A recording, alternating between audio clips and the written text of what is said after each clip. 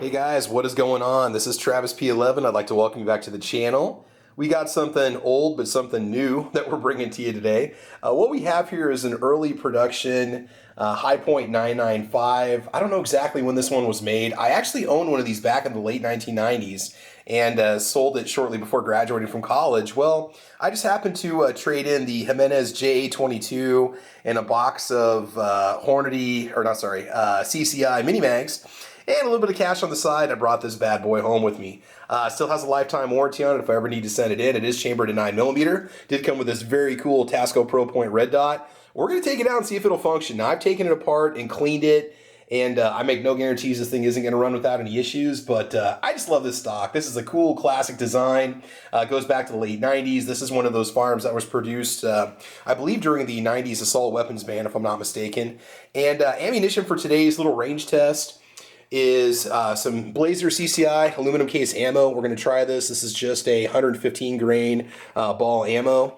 If we need to, we've also got a mix of Fiocchi and Federal 115 grain brass that we can shoot.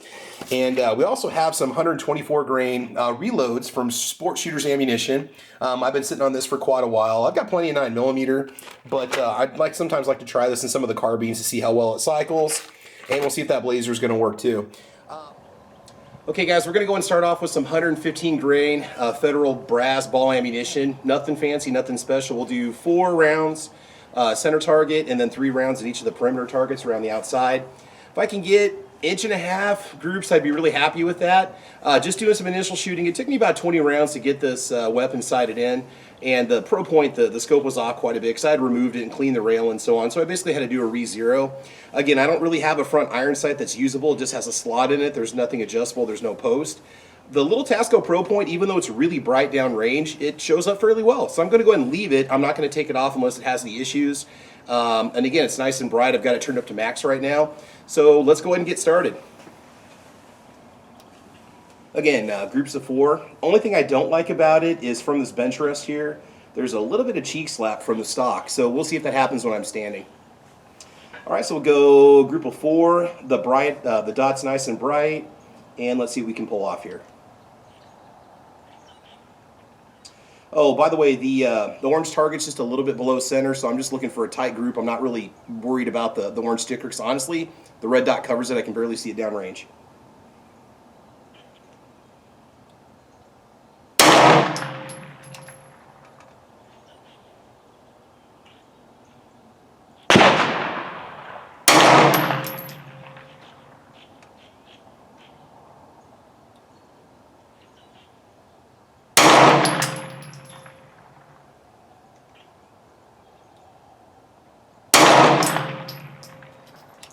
You know, the trigger's really not that bad. I mean, I've had worse, or I've had better. You know, it is a little bit just kind of tenses up and breaks. There's really no particular kind of wall associated with it. It's not a horrible experience. I think more people are probably interested in seeing if this thing's even going to run. But this design's been around for a very long time, and it seems to function without any issues. All right, let's go to the top left corner. Here we go.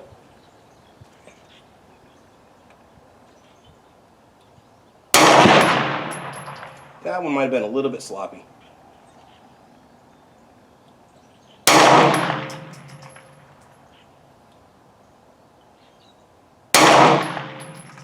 Okay, top right corner. There are some minor adjustments I have to make after just about every shot just because of the movement of the sled.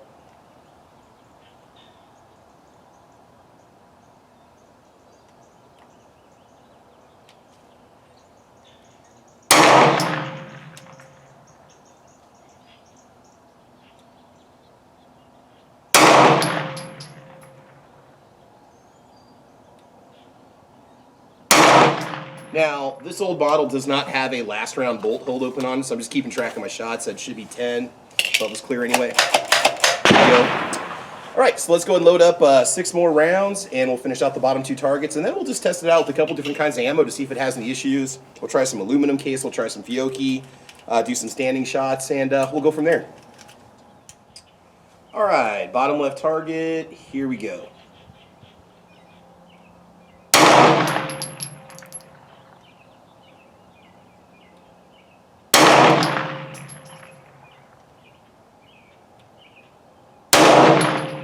And bottom right target.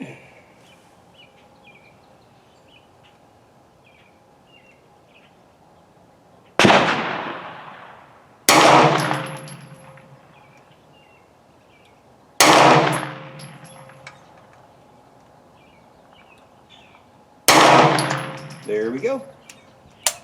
And she's out. All right, let's go on down range and check our target and see how we did. Okay, so just, general overview. You can say what you want. You can talk all the smack you want to. The gun functions. This is a very old firearm. It's been used a lot. The barrel was nice and warm when I took these shots. So let's go ahead and measure it out and see what happened. This is just 25 yards. I'd say this is a respectable group. At 50 yards, we might have to bring it back out at some other point and try that and see what it can produce. But at 25 yards, I think you're going to be in really good shape here. Advantages over a pistol. You got multiple points of contact. For some people, this might be easier to manipulate than a pistol. Under stress, you may shoot this a little bit better than a handgun. It depends on how much you practice with it. So you can justify a pistol caliber carbine. I know a lot of people look down on it saying, well, I can shoot my pistol better. Some people can't. So, and this is relatively affordable. We're looking at about, today, maybe $300 in April of 2021, $350, somewhere around there. Maybe you can find it for $279, $300. So it's a nice affordable alternative. You only got 10 plus 1, but magazines are only about 15 bucks a piece. So let's check the groups. 4-round group, we are looking at about 1 3/4 inches, just shy under 2 inches. All right, top left corner. We're running, and about 1 3/4 inches right there. It's not bad. Okay, that was top left corner, top right corner here. These are about identical, guys. Let's go from center to center.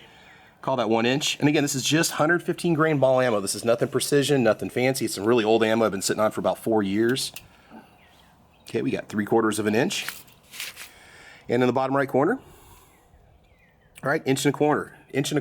Okay, so again, no problems there. What we're going to do now is we're just going to go ahead and run some Fiocchi, 10 rounds of Fiocchi, 10 rounds of Blazer brass. I'll kind of talk about the shooting experience a little bit. And after that, I do have a 380 carbine magazine. We're going to try that and see if that'll function with it too. That's actually what came with it, unfortunately. I didn't even know that till I got home. I just thought it would come with the proper mag. And then I double checked to make sure I didn't buy a 380, but it was in fact a 9. But yeah, so I did end up having to order a brand new magazine from, I got it off of Gun Broker for 15 bucks delivered. Got a really good deal on it. So let's just go ahead and take some shots with some random ammo and see what happens.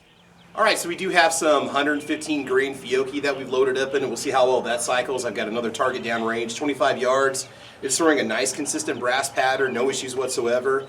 I have taken this apart to clean it. I will do a full cleaning video on it just so you can see the internals of an early gen High Point 995 carbine. So let's see if I still got that trigger slap happening, or not the trigger slap, sorry, the stock slap happening when I pull the trigger like I was getting from the bench. No, not at all. No slap at all. It's fine, actually. Recoil is really not that bad. In all honesty, it feels almost like a 223. Feels like a 5.56 or an AR-15. It's really not bad at all.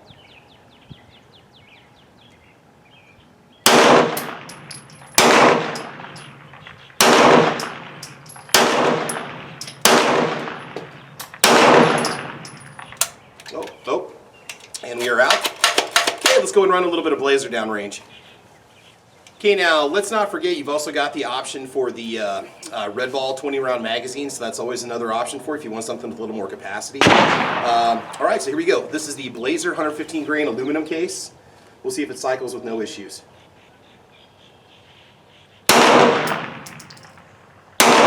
That feels a little bit lighter than the Federal, surprisingly.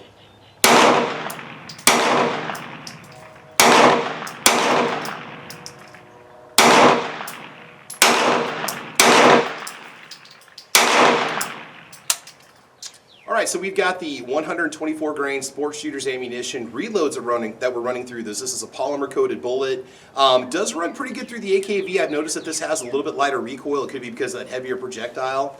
And let's put a few down range and see if it functions and cycles. Here we go. So far, so good.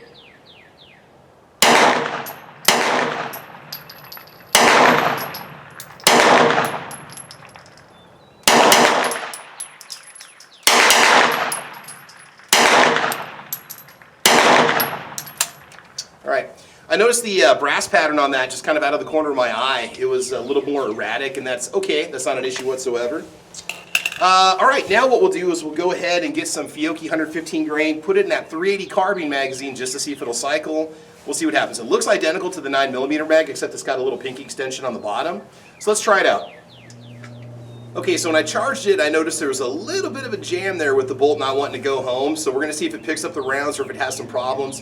While the magazine in the 3D carbine looks identical to the 9, there could be some differences with it. I really can't tell just by the naked eye. So we'll see if it cycles. If not, I won't be disappointed because really it's not a magazine designed for this particular firearm. All right, here we go.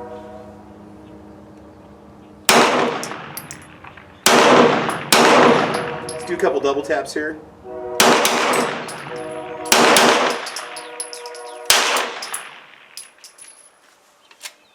And we are empty.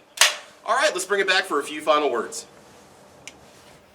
Okay, so final thoughts on the Hi-Point Carbine 995. I love it. You know, I had one of these 20 years ago. It was awesome to shoot.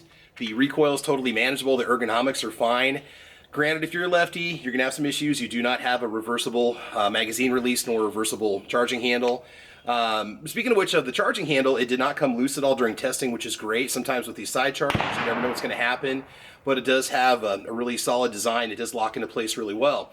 So final thoughts on it. It was accurate. It shot great. It cycled many different types of ammunition. It's got a proven design that's been around for a long time. You got multiple caliber options, various stock finishes, lots of different configurations. You can go iron sights, you can go scope, you can go red dot. They're all going to come with different sorts of layouts from the factory. If you get the Target stock model, you've got Picatinny rails that are on there that you can attach accessories with and so on. So I'm just going to say this, and people are probably going to laugh out of their seats in front of their keyboards, but the AR-15 may be America's rifle, America's carbine, but the Hi-Point, this is America's budget-friendly pistol caliber carbine. I'm just going to say it right now.